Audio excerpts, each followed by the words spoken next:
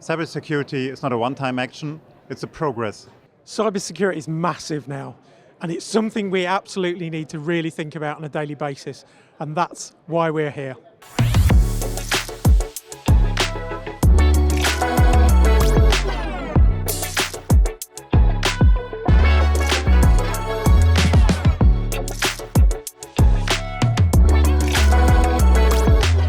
Welcome to Zero Trust World. I'm Scott Campbell with the Global Technology Industry Association. We are here at Zero Trust World in Orlando, Florida, talking all things cybersecurity. And I'm really excited to be joined here by two GTIA members. First, we have Björn Friedrich, CEO of Veltano. Björn, thanks for being here. Thanks for the invitation, Scott. And we have Phil Callow, owner, CEO, everything, for ARC ICT Solutions in the UK. Phil, great to see you again. Always good to see you, Scott. Thank you very much. So I'm very excited you guys came all the way from Europe to sunny Orlando this week. I'm very curious, what are you hoping to get out of this trip from Zero Trust World? Why did you come all the way here? What are you hoping to see, hear, learn? Bjorn, we'll start with you. Yeah, we come here because of new cybersecurity trends and get new information because it's very important for our customers and us. And I think this Zero Trust World is different to other conferences because there are less vendor presentations. It's more about hacking, labs, practice, and also, sure, about networking and community. And we love this, and I'm excited to be here. Other than the rain here, which was a bit of a shocker, I think it's lots of different things. As an owner of a company, it's very difficult always to know what the right solution is. So coming somewhere where you're able to talk to different people, talk to peers, talk to business owners as well as other suppliers, gives you a lot of confidence in the fact that you're either doing it right or making you realise you're doing it wrong, which is equally as important. So I think coming to a space, even if it is quite a long way to come, just having the realisation of the products that are available and the types of solution that are available can be a real eye-opener and a real help for an owner. Well, that's really interesting, and certainly when you're talking about cybersecurity, there's not a lot of room for error, right? Like one error and it could mean like pretty disastrous consequences. So I'm very curious, what do you guys think in your respective regions is the biggest challenge, cybersecurity challenge that you face and that your customers face now? And Bjorn, we'll start with you again. Our customers face that they think about, hey, we do have a cloud solution and it's secure. But it's not secure. You have to set it up right and correctly in the right way. And also, the biggest problem is, sure, the end user. And they need awareness, they need training. And yeah, that's what is facing. And also, the new competitor, AI. It's growing so fast. And Phil, what's keeping you up at night? Lots of things. I think it's really tricky when you're talking about cybersecurity because you've always got to realise, and I'm sure Bjorn you'll say the same, that the companies that you're doing support for still have to do their day-to-day job. Sure. And so putting a solution in place that is secure enough to allow the security to be strong, but flexible enough to allow them to still, do their job. In an ideal world, nobody would log on at all and the system would be really safe. Yeah, it has to work on their everyday business and not Absolutely. to stop their business. Absolutely, and I think that's the thing. It's and knowing that the threats are ever changing and ever evolving. It's. I often refer to it as trying to kick a football through a goal that's mounted on a train. It's always changing, always evolving, and always moving. So to that point, what is your solution, your response to that? Like, what is the silver bullet or the magic pill that you guys have to keep your customers secure? Why do they stay with you? It's a difficult one because I'm not sure there is one single answer to that because otherwise That's everyone fair. would do it. I think it's a collection of things. They were talking in the event earlier about it being a layered approach. And I absolutely agree that you can't just have one thing. It's got to be a multitude of things that are all layered Sure. Against each other. And a lot of what we do is about service. It's not really about stuff.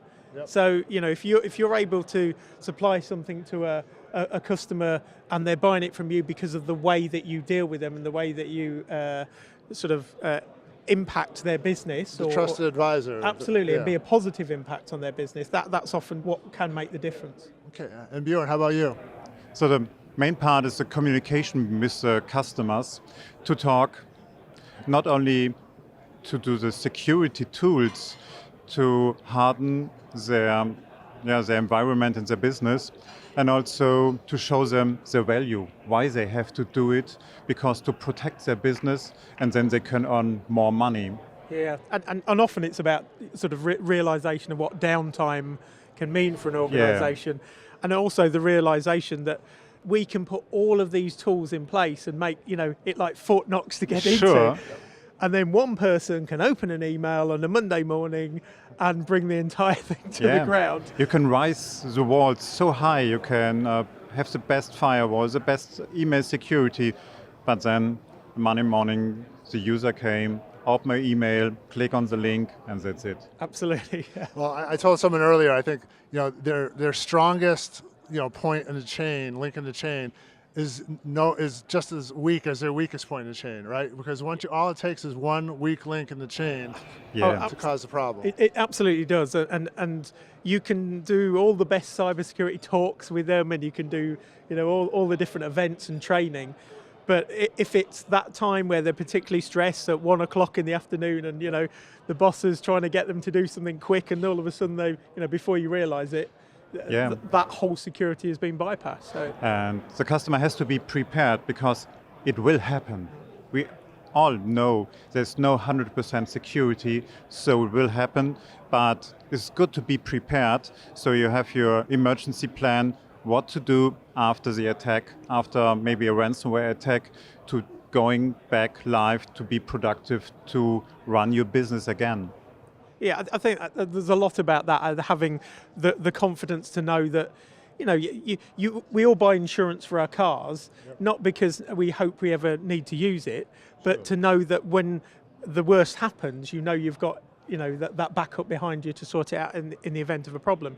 And it's no different for cyber security. You have all these different layers in place. You have your backups, your cloud solutions, your cloud backups, and it's having those solutions in place that you almost hope you will never need to use, but there's a lot of comfort in knowing that they're there, ready to be used. Great.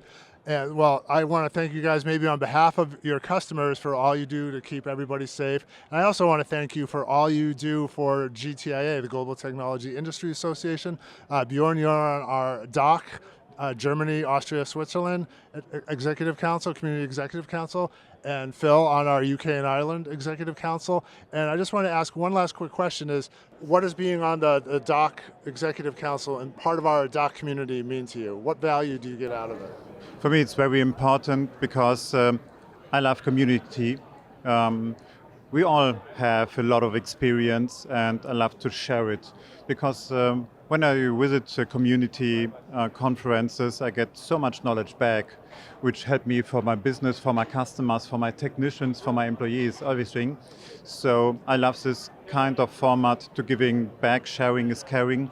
And also, now as the newest member of the EC in the DACH region, we are preparing our community day in Munich to, first time being at the Genius Cafe, support with my knowledge for MSP growth, and so that's giving back for the community and share, and got to know to a lot of new people, to network, and that's what I love about it, and I'm very excited to be part of the community. Thank you very much. And Phil, what value have you gotten from being part of the UK and I Executive Council? And you were on our Channel Development Advisory Council before that, so being part of the GTI community.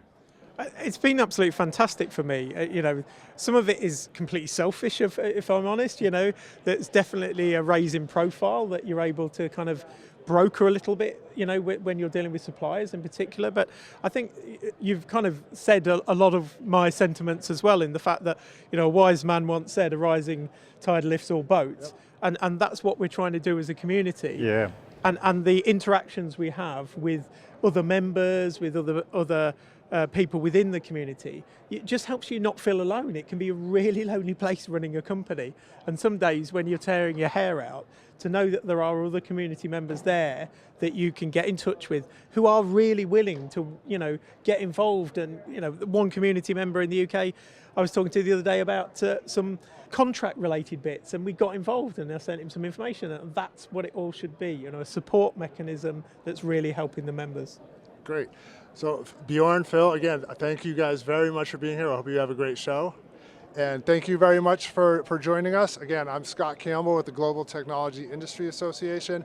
So subscribe to our YouTube channel, GTIA Official. Look for the Zero Trust World playlist, all our playlists, and go to gtia.org to learn more information. Thank you very much.